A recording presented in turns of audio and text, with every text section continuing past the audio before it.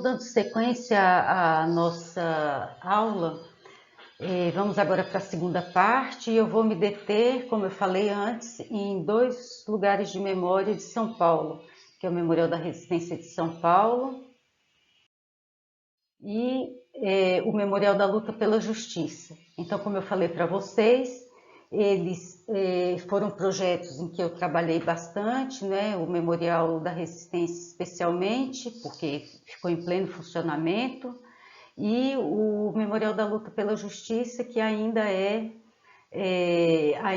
está em fase de captação de recursos para dar andamento ao projeto. Então vamos iniciar pelo Memorial da Resistência. Aí vocês estão vendo o prédio. Esse prédio ele é dividido com a Estação Pinacoteca, que é uma unidade da Pinacoteca do Estado. O Memorial da Resistência ele é gerido pela APAC, que é a Associação Pinacoteca Arte e Cultura, que gerencia, além da própria Pinacoteca, né, que fica em frente à Estação da Luz, a Estação Pinacoteca e o Memorial da Resistência. O Memorial da Resistência fica na Santa Efigênia, ali perto da Luz. Então, vocês vão perceber que nós vamos tratar ao longo desses dois lugares de memória de questões que a gente já tratou antes, ou seja, as peculiaridades de musealização desses lugares. Mas pensando aí de uma perspectiva mais sociomuseológica, né? Uma perspectiva em que a participação dos atores sociais é de fundamental importância.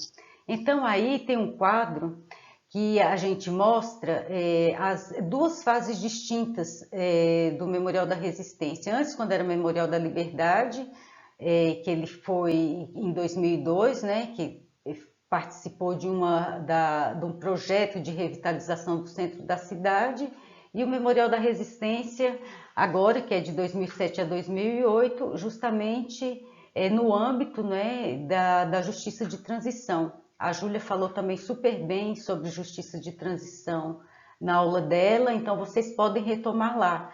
Ou seja, já eram outros ares para discutir o que de fato estava acontecendo, o que tinha acontecido no Brasil, e a gente ter uma transição do que nós sofremos, né, do período da ditadura, com o momento atual.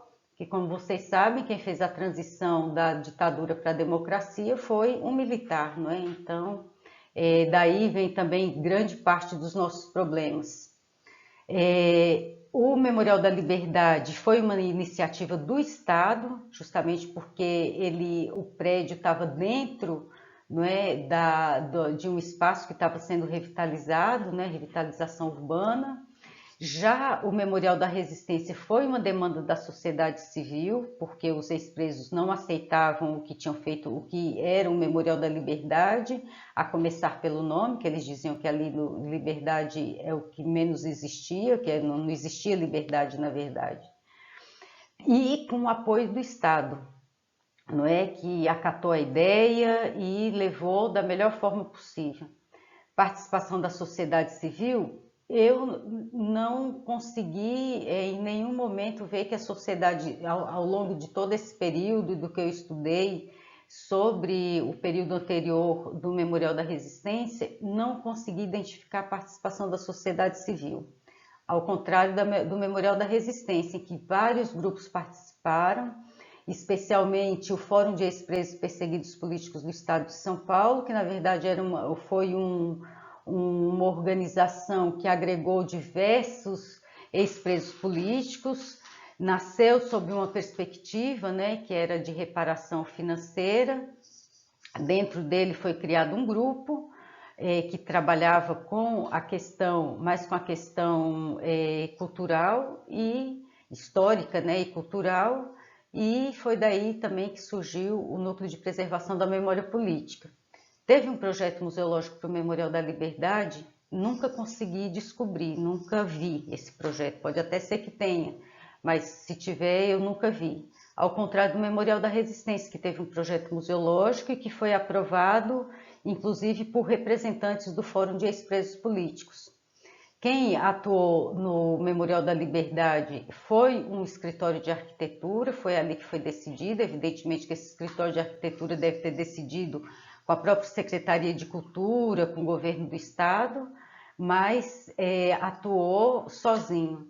Ao contrário, o Memorial da Resistência foi um trabalho coletivo desde o início, em que atuaram profissionais de diversas disciplinas, os principais atores sociais, que são os ex-presos políticos, organizações governamentais e não governamentais, que sempre estiveram presentes ali do nosso lado, especialidades distintas de profissionais, desde a arquitetura, projeto de audiovisual, projeto de comunicação visual, enfim, era uma equipe grande em termos de especialidades, né, e disciplinas.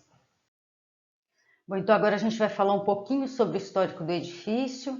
Ele foi construído em 14 para uso administrativo e depósito da Estrada de Ferro Sorocabana. De 1940 a 1983 funcionou o Departamento Estadual de Ordem Política e Social, DEOP São Paulo. Eu não sei se vocês sabem, mas o DEOPS, ele sempre, desde que ele foi criado em 1924, e todos os 3 lugares que ele ocupou foram no centro da cidade de São Paulo. Isso que é uma coisa assim bastante impressionante, né? Então, é uma instituição bem antiga, né? Foi criada justamente para conter os movimentos sociais, que vinha justamente com os imigrantes que chegaram em São Paulo, pessoas altamente politizadas.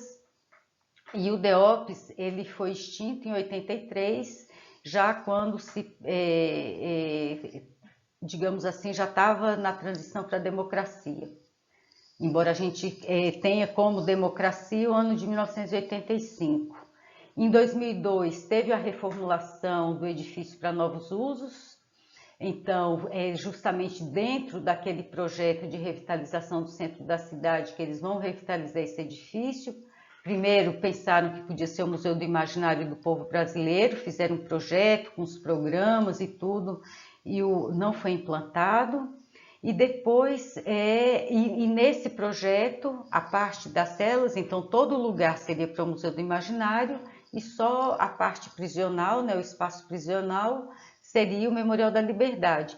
E foi, de fato, foi inaugurado e tudo, foi julho de 2002, e era gerido pelo Arquivo Público do Estado de São Paulo. E foi isso até 2007, quando o Arquivo Público sai da Secretaria de Cultura e vai para a Casa Civil. A Secretaria de Cultura diz, bom, se a Pinacoteca do Estado, que desde 2004, né, já tinha a Estação Pinacoteca, se ela gerencia todo o prédio, então ela poderia gerenciar o Memorial da Liberdade. Então, é aí que o Marcelo Araújo pede a um grupo de profissionais, que é formado por uma museóloga, Cristina Bruno, a Tuti Carneiro como historiadora e a Gabriela Aidar, a educadora, fizeram o projeto museológico. Esse projeto foi apresentado à Secretaria de Cultura. Nesse meio foi apresentado aos representantes do Fórum de Ex-Presos Políticos. O projeto foi aprovado e em 2008, em maio, no dia 1º de maio, muda o nome para Memorial da Resistência. Esse período entre 2007 e 2008 é porque precisava levantar fundos, né, para verba, para construir, fazer esse novo projeto museológico. E em janeiro de 2009, justamente no aniversário de São Paulo, na data de aniversário de São Paulo, é inaugurado o novo projeto museológico. À direita, vocês veem a primeira foto, que deve ser mais ou menos de 1999, a foto do edifício. A do meio é que mostra o edifício o espaço prisional, que virou um depósito, quase um lixão. E a de baixo é no dia da inauguração do memorial, no espaço da linha do tempo. Aí vocês têm algumas fotos, a gente imagina que seja entre 97 e 98. Essas fotos são de um fotógrafo que já tinha trabalhado para o Estadão, José Patrocínio. Não me recordo, mas no sábado eu posso passar direitinho o nome dele para vocês. e ele fotografou então o edifício por fora e por dentro. Então vocês veem, por fora tem vidros quebrados, está bastante detonado. Aqui, essas duas fotos de baixo ainda são de partes que a gente imagina que seja do primeiro andar. Então o espaço está mais ou menos, já está preservado, né? Ainda não tem os problemas que a gente viu naquelas celas lá no espaço prisional, que viram lixão. Aqui vocês veem melhor as duas celas. A primeira da esquerda é aqui da entrada para o conjunto de celas. Embaixo vocês veem uma guarita que foi demolida, né, durante o processo de restauro do edifício, de renovação do edifício. E a cela da direita que mostra a quantidade de coisas de lixo que existia ali nesse período. Então isso é interessante de observar, porque quando o DEOPS foi extinto, ali ainda continuou funcionando a Delegacia do Consumidor. Então tinha toda uma parte que estava preservada porque tinha um uso, né, que a gente imagina, e justamente a parte das celas que não tinha uso estava totalmente à deriva, né? Virou lixão. Aqui mais algumas fotos, isso aqui é em 99, quando eles já começaram o projeto de reformulação do edifício. Então, essa foto de baixo da esquerda, vocês ainda veem algumas inscrições nas paredes, e as fotos da direita já não tem inscrição mais nenhuma. Isso foi também uma das coisas que desagradaram bastante aos ex-presos políticos, porque eles diziam que simplesmente tinham apagado a memória do lugar. Aqui já é o espaço, essas fotos foram tiradas em maio de 2008, quando foi inaugurada a exposição Direito à Memória e à Verdade, que já foi, na verdade, o start para começar o projeto, o novo projeto museológico do Memorial da Resistência, né, em 1º de maio. Mas as celas, a configuração delas, as cores das paredes, a própria iluminação e tal, elas são totalmente do período que foi inaugurado como Memorial da Liberdade. E era isso que desagradava também aos presos políticos, ex-presos políticos, porque não tinha nenhuma memória, era todo aquele espaço frio, que não dizia nada na verdade. Então, se a gente for comparar, agora, se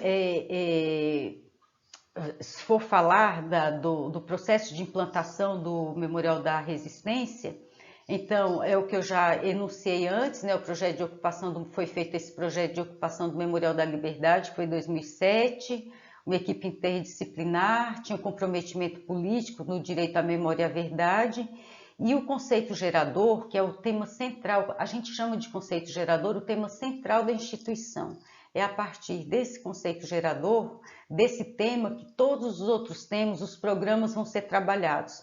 Então, são as exposições, programas de pesquisa, ação educativa, enfim.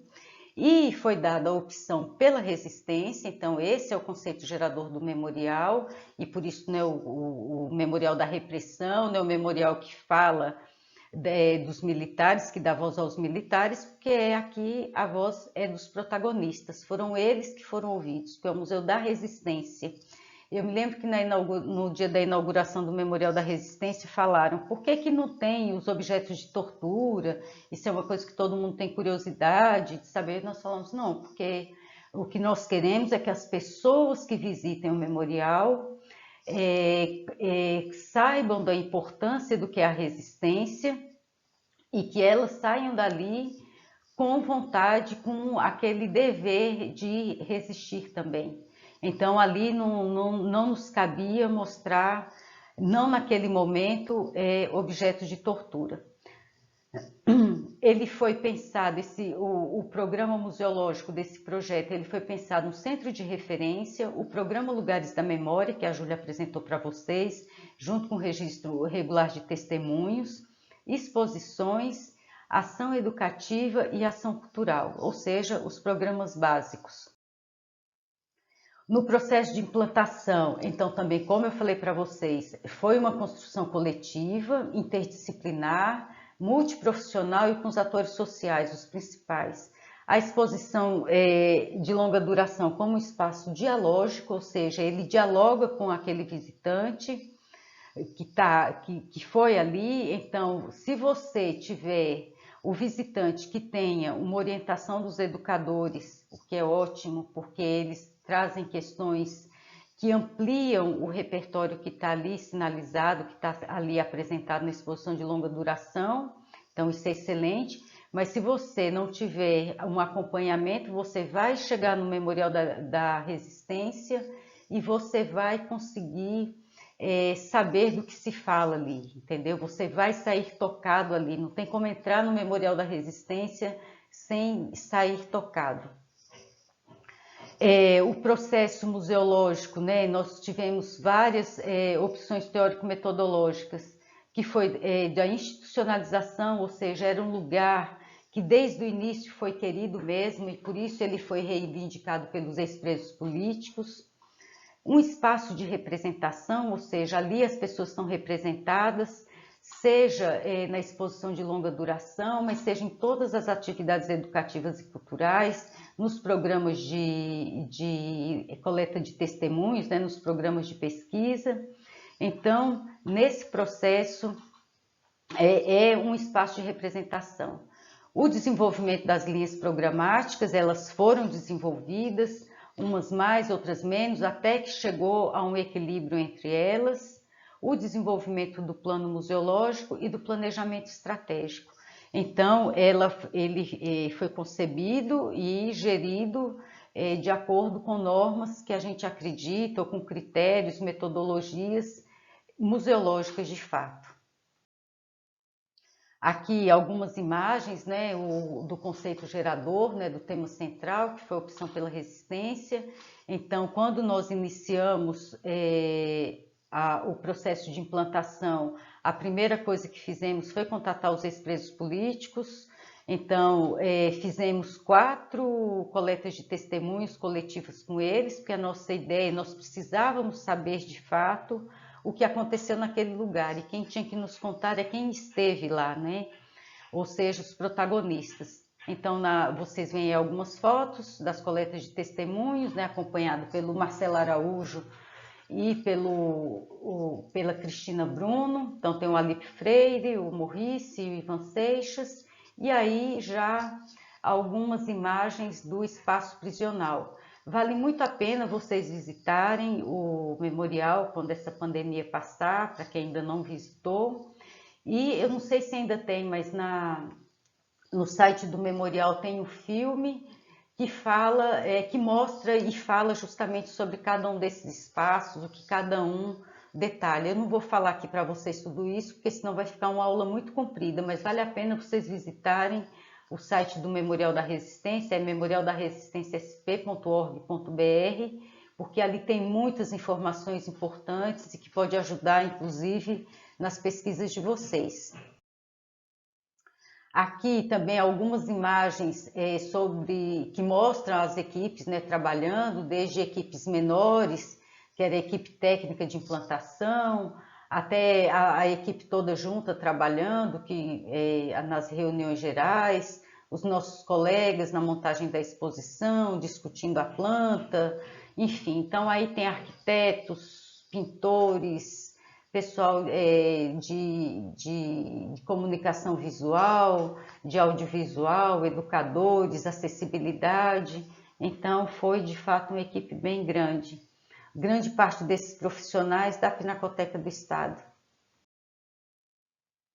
Construção com os atores sociais, então os ex-presos políticos participaram de diversos momentos, desde a coleta de testemunhos, como já falei para vocês, a construção de uma maquete, porque a gente achava que as pessoas deviam conhecer como era o espaço antes e depois, que essa maquete ela serviria.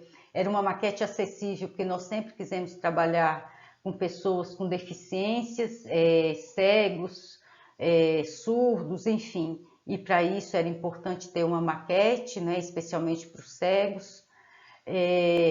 Mas é uma maquete que serve para todo mundo, porque é a partir dela que a gente conhece o que era esse espaço antes da destruição dele, de parte da destruição dele, nesse processo de 1999 a 2002. Ali a gente tem as atividades culturais, que também foram realizadas desde 2008, desde junho de 2008, ou seja, após a mudança de nome, já foi realizado um contrato com o núcleo, com o Fórum de Ex-Presos para a realização dos Sábados Resistentes, que é um programa, né, um projeto, aliás, que continua até hoje. As atividades educativas, sempre acompanhadas pela educadora que estava trabalhando no projeto, a Caroline Grassi, como com ex-presos políticos, o Morrici e o Ivan Seixas, especialmente, foram grandes parceiros para a gente nesse período. Ali o Alípio Freire, conversando com os nossos colegas da Pinacoteca do Estado, falando, né, sobre para fazer a reconstrução da cela 3, como que era a cela 3, então vários fizeram várias visitas lá para nos ajudar nesse aspecto. A reconstrução da cela 3, que também foram convidados os ex-presos políticos para fazer inscrições nas paredes, foi um dia assim muito bonito, muito gratificante. Nós tínhamos um certo receio de que fosse um dia assim de dor, que as pessoas chorassem, lembrando, né, do período que estiveram ali, mas foi uma coisa impressionantemente linda. As pessoas chegaram muito alegres de poder, de fato, trabalhar nesse lugar que era querido por eles. Aí, o áudio para a cela 4, que na verdade, a partir da coleta de testemunhos, tinha informações tão preciosas e era tão importante, nós achávamos que era tão importante que as pessoas ouvissem a voz dos protagonistas contando, eles mesmos contando o que tinha se passado ali, que nós fizemos um áudio em que eles contam o que era o cotidiano na prisão, por que foram presos, qual que era a profissão deles, enfim. Então foi uma edição da coleta de testemunhos que nós fizemos.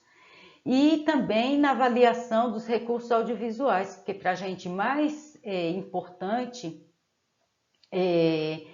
que eles nos dissessem se o que nós havíamos pensado, o que nós havíamos roteirizado, se estava de acordo, mas que eles aprovassem ou dissessem, não, isso aqui podia ser melhorado, não, isso aqui acho que vocês entenderam mal. Então, eles participaram de fato de todo o processo de construção do memorial.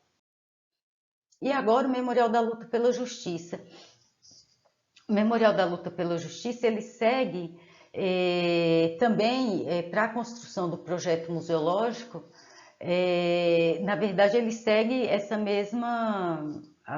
mesmo trabalho, esse mesmo tipo de trabalho, de metodologia que nós utilizamos para o Memorial da Resistência.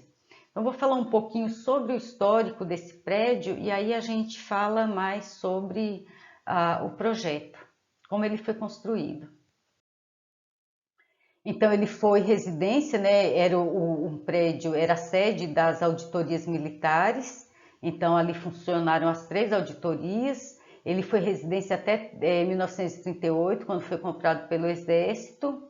Depois as auditorias militares, né? Elas recebiam as denúncias formalizadas pelos inquéritos policiais militares e ali eram julgados, né, os presos políticos. Em São Paulo, durante o período ditatorial, funcionaram as 3 auditorias, teve maior volume de processo, a segunda que era do Exército, que ficava no primeiro pavimento. No segundo funcionou a auditoria da Aeronáutica e a partir de 73 é que foi instalada a da Marinha. Todos os ex-presos políticos foram julgados lá, né, do estado de São Paulo foram julgados lá. O prédio ele ficou vazio até 2007 e então numa ação conjunta que na verdade partiu do Núcleo Memória para que esse lugar fosse transformado também no memorial, para que as pessoas soubessem o que de fato aconteceu naquele lugar, o que era a justiça ou digamos assim a injustiça, né, que acontecia ali, porque na verdade só tinha um civil, de todos os juízes, só um era civil, todos os outros eram militares, então vocês imaginam os presos políticos sendo julgados pelos próprios militares. E o Núcleo Memória, junto com o Ministério Público Federal e a OAB e a Comissão da Verdade, solicitaram o prédio à SPU. E a Assembleia, né, de São Paulo.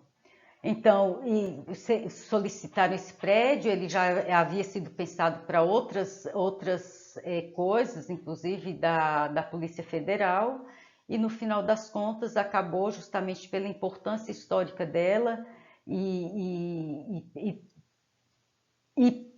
pelo conhecimento que já tinham do Memorial da Resistência como um exemplo de um lugar de educação da memória, esse prédio acabou sendo doado para ser gerido em parceria entre o Núcleo Memória e a OAB de São Paulo. Então foi cedido em 2014 por 10 anos e nesse ano foi feito também uma equipe, fez o plano museológico, né, um projeto museológico, um projeto de exposição para esse lugar. Esse projeto, para fazer esse projeto, participaram também, da mesma forma que no Memorial da Resistência, muitas pessoas. Então tinha procuradores da República, advogados, ex-presos políticos, historiadores, pesquisadores, museólogos, e foi muita discussão, assim, muitas reuniões para a gente entender de fato o que era o prédio, para chegar à decisão de qual seria o nome, o que é que representaria e a importância que teria esse lugar, não é? Esse lugar de memória para educação para a cidadania, enfim. Então, em 2015, o Ministério da Cultura aprova o projeto, né, o plano museológico para captação, e é quando a captação se inicia. E ainda está até hoje, e nós esperamos ter sucesso apesar dessa pandemia. Aqui vocês vão ver algumas imagens do projeto, né? Eu vou mostrar, eu vou tentar falar um pouco sobre cada um dos espaços.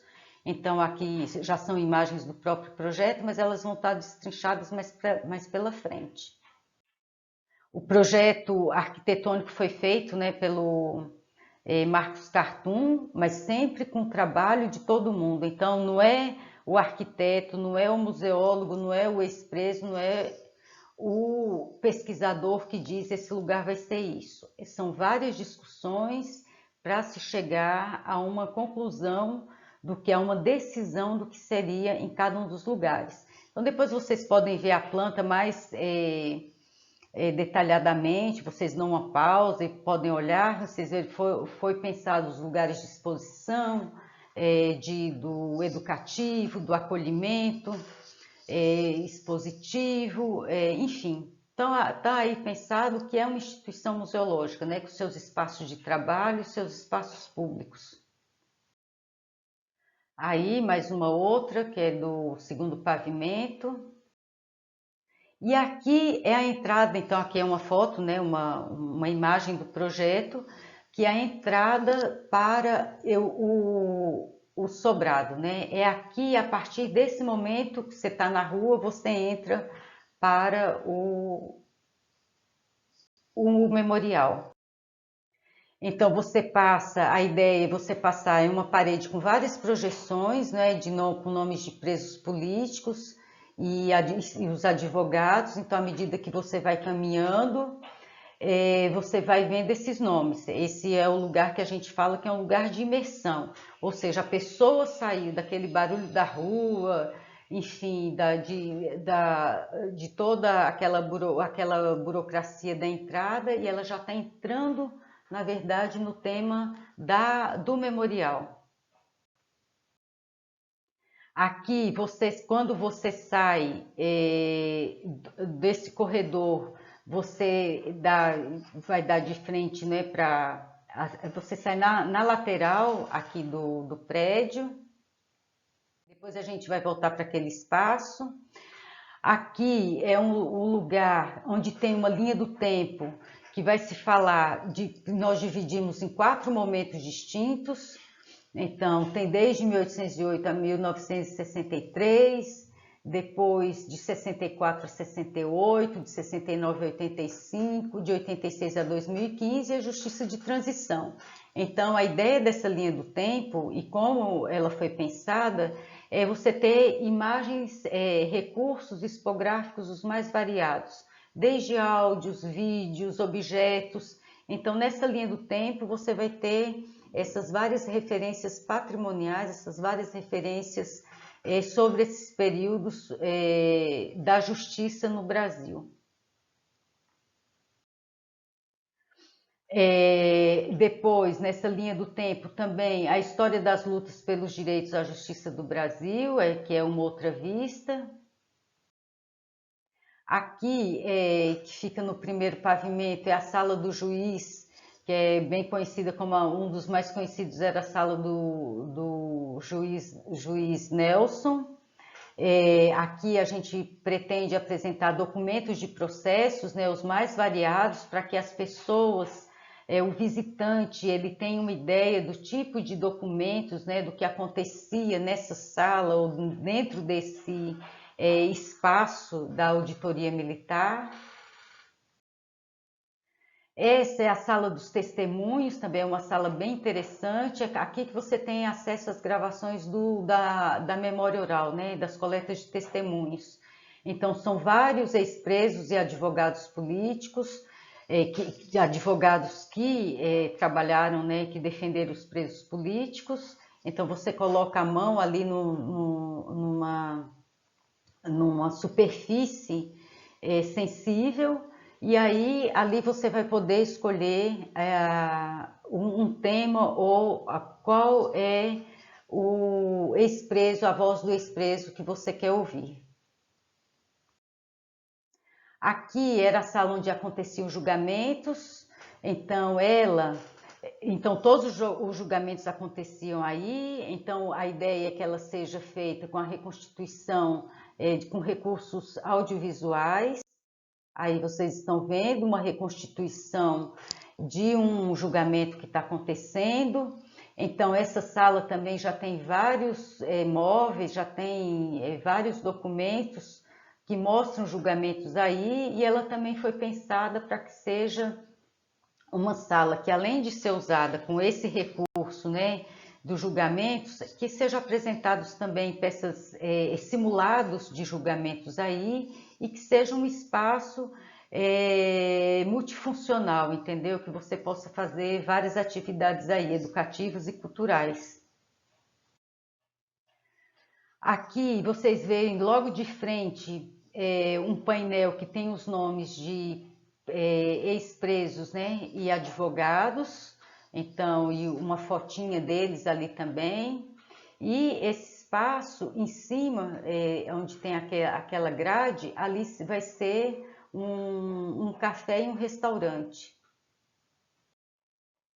Aqui é o auditório, não é, que fica embaixo daquele lugar. É um auditório que também ele foi pensado para ser um espaço assim multiuso, para tanto apresentar peças de teatro, apresentar shows, para fazer também seminários, enfim, toda sorte de atividade educativa cultural ser realizada aí, com os equipamentos próprios, iluminação própria. Se não me engano, é capacidade para 100 ou 150 lugares. Aí uma das vistas do auditório. Nesse prédio, então esse é o projeto, assim, eu falei muito rapidamente sobre ele, mas para que vocês entendam que ele foi um projeto muito pensado, muito discutido. Então esse projeto ele está pensado tanto de temas e de ações de exposição, mas também dos programas museológicos. O Núcleo Memória já há algum tempo faz trabalhos de pesquisa para o Memorial da Luta pela Justiça. Então tem muitas 40 coletas de testemunhos realizadas, Tivemos que parar agora por conta da pandemia, porque não dá para ser, a gente não quer que seja uma coisa assim à distância, a gente acaba atuando com pessoas de mais idade e esse contato mais próximo é super importante, mas também o núcleo já fez vários outros trabalhos de pesquisa e que vão ser utilizados no Memorial da Luta pela Justiça. E nesse meio tempo, nesse período a partir de 2015,